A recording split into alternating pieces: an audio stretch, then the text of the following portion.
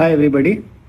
We have a case of 50-year-old male who gives history of a long-standing cough associated with purulent copious sputum, and this sputum production was more in the early morning, and also the sputum production increased with change in posture or bending forward.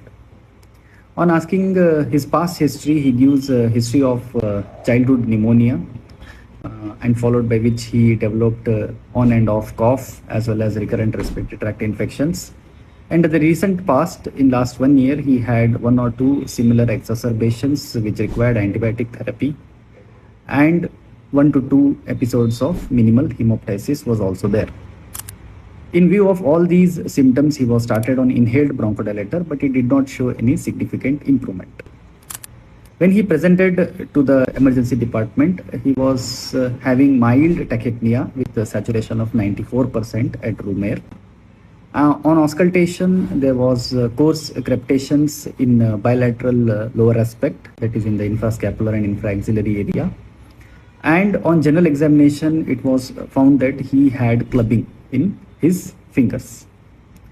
So blood investigations revealed mild leukocytosis. Chest X-ray was ordered, which showed dilated ring shadows or tram track appearance in bilateral lower zones, for which the HRCT thorax was ordered for further evaluation, which showed cystically dilated bronchi in both the lower lobes of the lung, and few of them showed air fluid level. So the CT and the HRCT and the chest X-ray showed cystic bronchiectasis in this patient. So the question was, which step is the most essential step for the long-term management of bronchiectasis patient?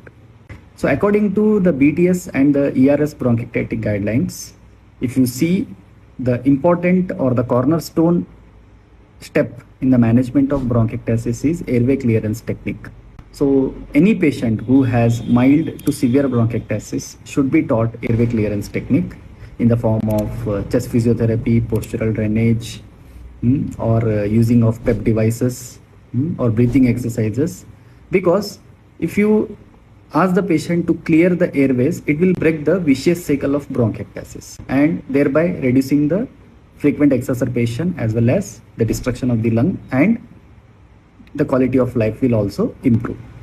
When you see the other options like nebulized antibiotics, they are used only when you have a documented chronic colonization with Pseudomonas aeruginosa, because it will affect the mortality and the prognosis. And the next is long-term macrolide therapy, which is advocated in patients who are having 3 or more exacerbations in last year despite optimum treatment, which is not there in our patient. And surgical management is reserved only for localized bronchiectasis. So the answer is the airway clearance technique. Thank you very much.